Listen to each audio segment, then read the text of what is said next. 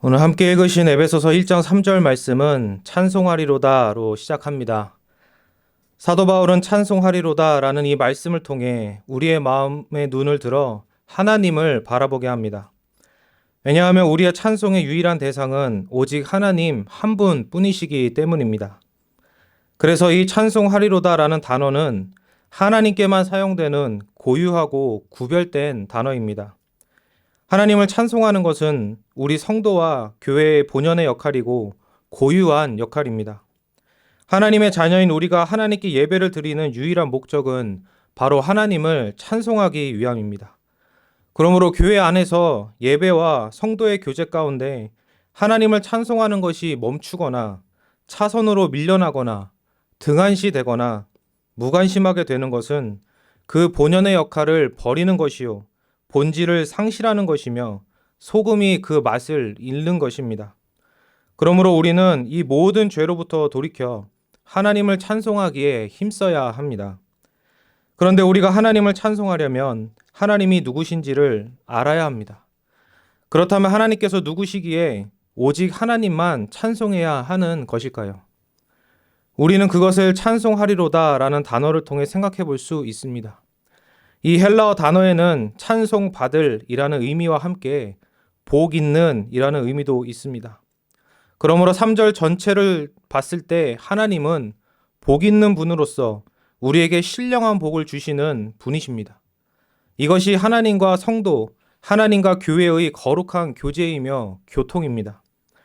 하나님은 복되신 분입니다. 더 정확히 말한다면 하나님의 존재 자체가 복입니다. 하나님이 복이신 이유는 하나님이 절대적으로 완전한 분이시기 때문입니다. 하나님은 완전한 분으로서 모든 선하고 좋은 것의 총체이시며 최상의 존재, 최상의 진리, 최고 선이십니다.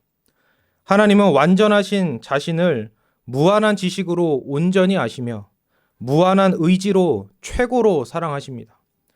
그리고 하나님은 완전하신 자신 안에서 안식하시며 그러한 자신을 누리십니다. 이것이 하나님의 복되심입니다.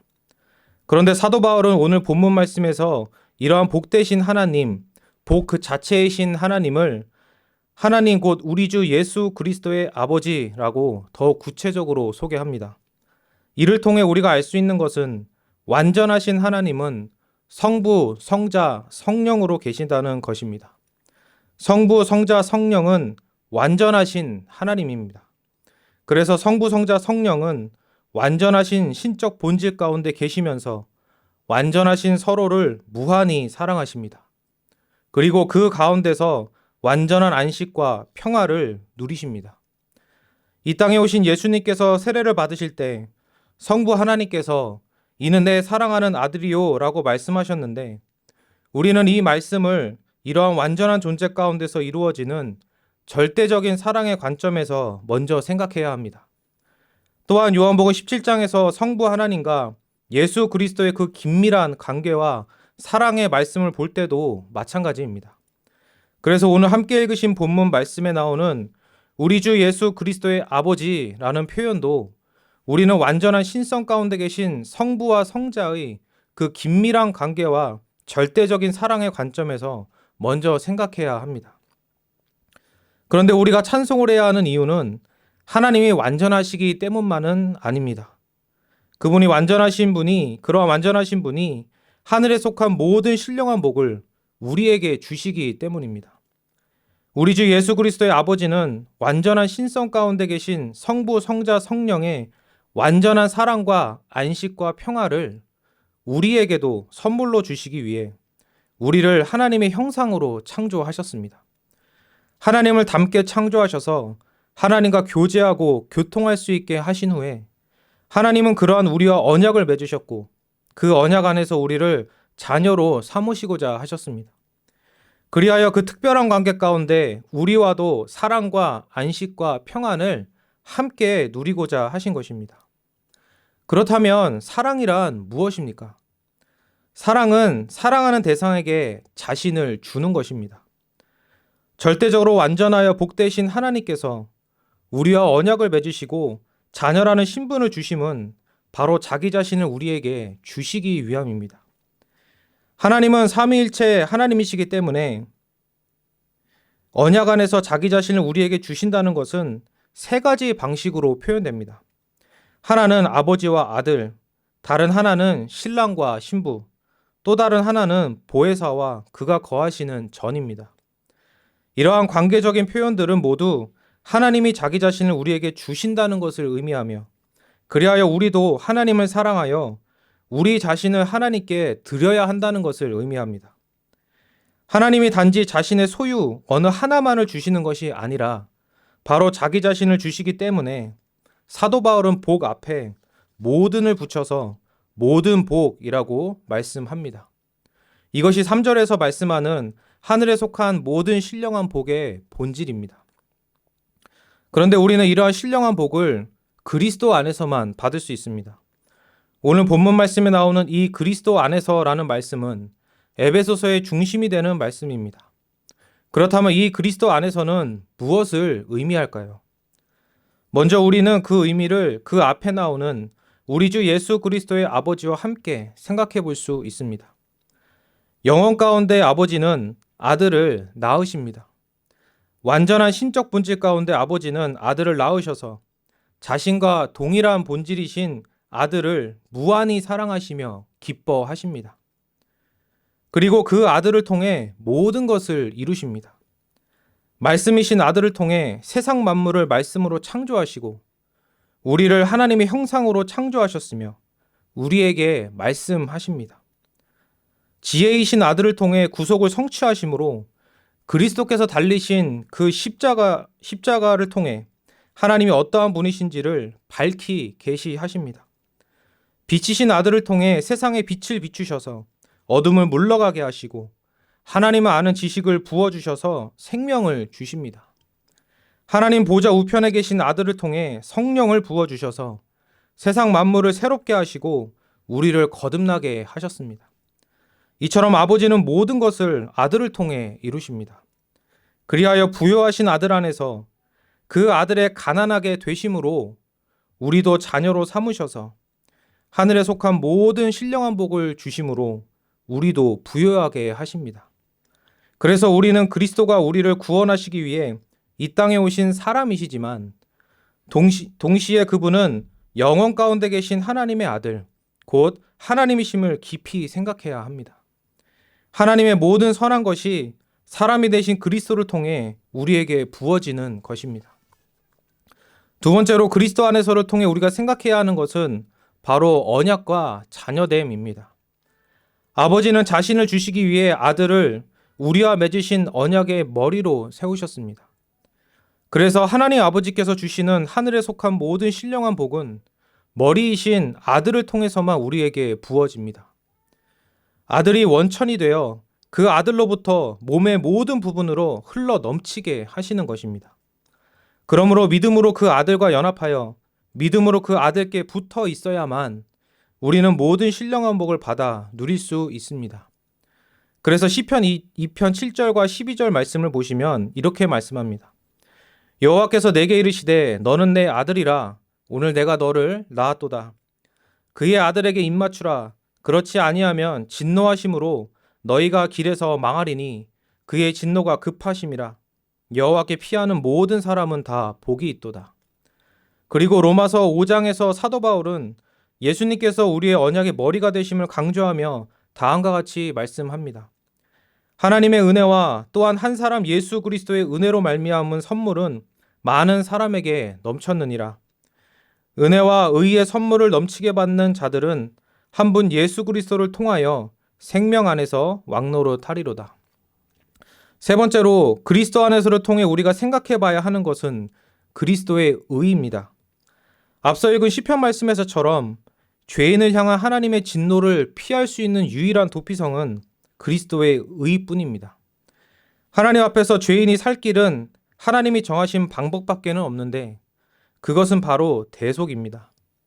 하나님이 정하신 구세주께서 우리의 모든 죄를 대신 지시고 그 죄의 값인 사망을 대신 당하는 일, 십자가의 죽으심으로 우리를 위한 값이 지불되어 하나님이 원하시는 의가 성취되며 이제 하나님께서 택하신 자들이 믿음으로 그 의를 받아서 하나님의 재판석 앞에서 무죄 선고를 받는 것밖에는 우리 죄인이 살 길이 없는 것입니다. 하나님은 절대적으로 의로우신 분으로서 모든 사람의 유일하며 최고의 재판장이신데 그 재판장으로부터 무죄 선고를 받고 의인으로 인정받게 되는 유일한 길은 언약의 머리이신 그리스도를 믿음으로 그분과 하나가 되어 그리스도 안에서 그분의 의가 나의 의가 되는 길 뿐인 것입니다. 그리하여 하늘에 속한 모든 신령한 복은 오직 그리스도의 의를 통해 우리에게 부어집니다. 물론 그리스도와 그분의 의는 하나님이 우리에게 가장 주기를 원하시는 복 그 자체입니다. 그런데 하나님이 주시는 복을 사도 바울은 신령한 복이라고 말씀합니다. 이 신령한이라는 것은 영적이라는 것을 의미하는데 이 영적이라는 것은 단지 우리 영혼에만 속하는 복을 의미하는 것은 아닙니다. 왜냐하면 하나님이 우리에게 주시는 복은 우리의 전 인격적인 복으로서 우리의 영혼의 복뿐만 아니라 우리 육신의 부활과 영화가 모두 포함된 복이기 때문입니다. 그렇다면 하나님이 주시는 복을 영적이라고 표현하는 이유는 무엇일까요? 먼저 우리가 생각해 볼 수 있는 것은 우리는 복을 이 땅에서 누리는 어떤 육적이며 물질적인 것으로만 생각하기 쉽기 때문입니다. 교회 안에서 사용되는 기복은 주로 이러한 복으로서만 이해됩니다. 그래서 우리가 하는 일의 성공, 물질적인 부요함, 육신의 안일함이나 평안함 등을 복과 직접적으로 연결시키는 것입니다.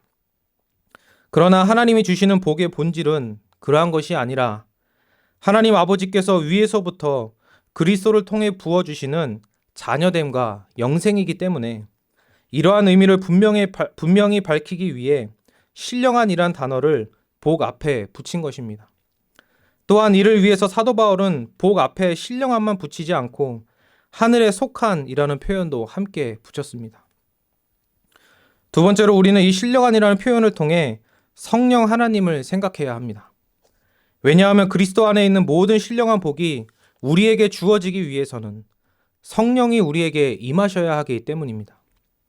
하나님께 속한 모든 신령한 복은 바로 성령이 우리에게 주십니다. 성령은 아버지와 아들의 영으로서 지난 시간에 함께 살펴본 것처럼 우리로 하여금 그리스도를 믿게 하십니다. 그리하여 그분과 연합하게 하십니다. 그리하여 그 언약의 머리이신 그리스도께서 다 이루신 의를 우리의 것 되게 하십니다. 그래서 예수님은 요한복음 14, 15, 16장에서 성령을 예수님의 말씀을 생각나게 하시는 분, 예수님을 증거하시는 분, 예수님의 영광을 나타내시고 예수님의 것을 우리에게 알리시는 분으로 소개합니다. 또한 성령은 이 모든 일을 통해 우리로 하여금 성부 하나님을 그리스도 안에서 아빠 아버지로 부르게 하십니다. 그래서 사도 바울은 로마서 8장 15절에서 너희는 다시 무서워하는 종의 영을 받지 아니하고 양자의 영을 받았으므로 우리가 아빠 아버지라고 부르짖느니라 라고 말씀하며 갈라디아서 4장 6절에서는 너희가 아들임으로 하나님이 그 아들의 영을 우리 마음 가운데 보내사 아빠 아버지라 부르게 하셨느니라 라고 말씀합니다. 이처럼 성령은 삼위일체 하나님으로서 우리를 그리스도를 통해 아버지께로 인도하시는 선하신 하나님입니다. 그러므로 하나님이 주시는 복을 영적인 복이라고 말하는 이유는 바로 그 복이 성령이 주시는 복, 성령을 통해 주어지는 복이기 때문입니다. 세 번째로 우리는 신령한이라는 표현을 그 앞에 있는 하늘에 속한 그리고 찬송하리로다와 함께 생각해야 합니다. 사도 바울은 이 세 가지 표현을 통해 우리의 눈을 들어 하나님을 보게 하기 때문입니다. 고개를 숙여 자신이 먹을 풀만 보며 사는 양과 같은 우리를 돌이켜 눈과 마음을 높이 들어 모든 좋은 것의 근원이시고 원천이신 복되신 하나님을 보게 하는 것입니다. 하나님은 이처럼 우리의 수준을 낮추시는 분이 아니라 우리를 높이셔서 자신에게로 인도하시는 분입니다. 이것은 교만이 아니라 은혜입니다. 하나님은 이러한 은혜를 통해 우리가 하나님의 존재, 하나님의 인격에 주목하게 하십니다. 교회는 실용주의로 많이 오염되고 있습니다. 내가 처한 삶의 환경에 하나님을 믿는 신앙과 신앙생활이 도움이 되지 않으면 하나님과 교회를 등한시하는 것입니다. 내가 하는 일이나 처한 여러 어려운 문제들을 해결해주는 처방전이 하나님과 교회로부터 즉각 공급되지 않으면 하나님의 인격과 존재에 관심을 갖지 않는 것입니다.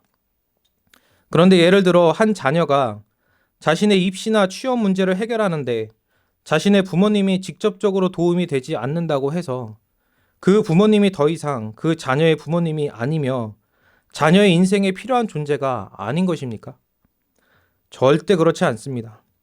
부모님과 자녀의 관계는 그 모든 것을 넘어서 있고 직접적인 것 같지 않아도 그 모든 것을 다 품고 있습니다. 그런데 많은 사람들이 하나님과의 관계를 이런 식으로만 생각합니다. 그런데 신앙은 그러한 것이 아닙니다. 우리의 신앙은 인격이신 하나님과 구원받은 자녀인 우리가 언약 안에서 특별한 관계 가운데 교제하며 교통하는 것입니다. 아버지와 자녀로서 에녹과 같이 하나님과 동행하며 함께 사는 것입니다. 그러므로 하나님과 우리의 관계는 실용주의와 전혀 상관이 없습니다. 인격 대 인격의 관계이고 부모와 자녀의 관계입니다. 인격과 인격의 관계이기 때문에 죄는 그 관계의 단절이요.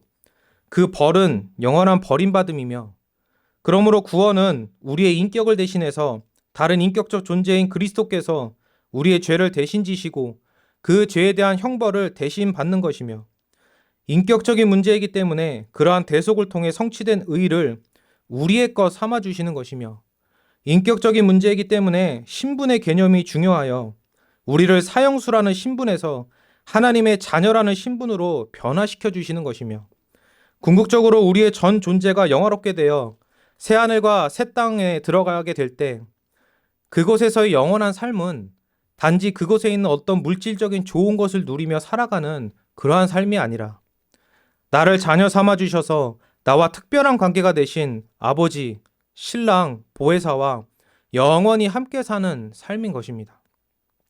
그래서 성경에서 기업, 거처 등의 개념은 모두 이러한 것을 의미하며 하나님을 임마누엘로 부르고 고백하는 것도 마찬가지입니다. 하나님은 우리의 어떤 소유를 원하시지 않습니다. 우리 자신을 원하십니다. 그분의 형상대로 창조하셨으며 그리스도 안에서 그 형상을 회복시키신 바로 우리 자신 말입니다. 그래서 하나님은 에스겔 37장 말씀처럼 죽었던 우리를 그리스도 안에서 다시 살리셨고 스바냐 3장 17절 말씀처럼 그리스도 안에서 거듭나 하나님의 자녀가 된 우리 자신을 말할 수 없이 기뻐하시며 사랑하십니다. 그래서 예수님은 사마리아 여인 바로 그 인격, 그 존재에 주목하셔서 그녀에게 직접 찾아가셨고 삭개오라는 바로 그 사람에게 주목하셔서 여리고로 가셨던 것입니다. 그렇다면 우리는 어떻게 해야 하겠습니까? 예수님 발치에 앉아 예수님을 우러러보며 그분의 인격, 그분의 존재에 주목하며 그분의 말씀에 귀를 기울였던 마리아처럼 우리도 예수 그리스도를 그분의 말씀을 통해 주목해야 합니다. 히브리서 12장 2절에서는 예수를 바라보자 라고 말씀하시며 3장 1절에서는 예수를 깊이 생각하라 라고 말씀합니다. 그리고 하나님이 우리 자신에게 그러하셨듯이 우리도 선한 사마리아인처럼 이웃의 인격과 존재를 귀하게 여겨 죽음의 고통 가운데 신음하는 자들에게 복음을 전하여 그들을 살리는 일에도 힘써야 할 것입니다.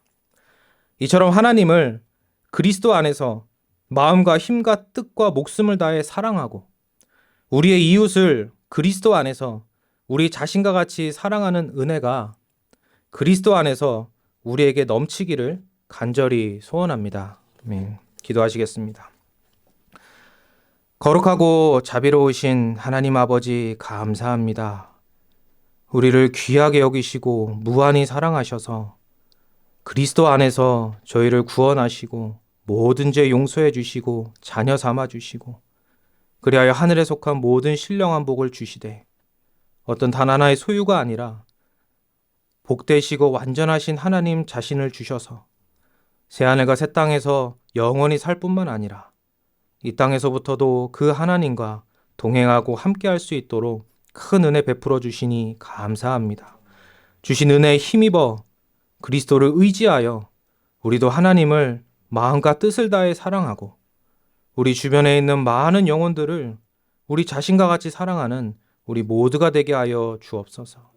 특별히 2주간 먼 아프리카에서 주의 말씀 전하고 하나님을 증거하며 그리스도의 복음을 선포하고 이웃을 사랑하기 위해 다녀오시는 담임 목사님과 사모님을 굳게 붙들어 주시고 건강을 지켜주시고 그 모든 사역 가운데 큰 은혜와 열매를 맺게 하여 주셔서 하나님께만 영광 올리는 많은 일들이 일어날 수 있도록 큰 은혜를 더하여 주시옵소서. 감사드리며 거룩하신 주 예수 그리스도의 이름으로 기도드립니다. 아멘.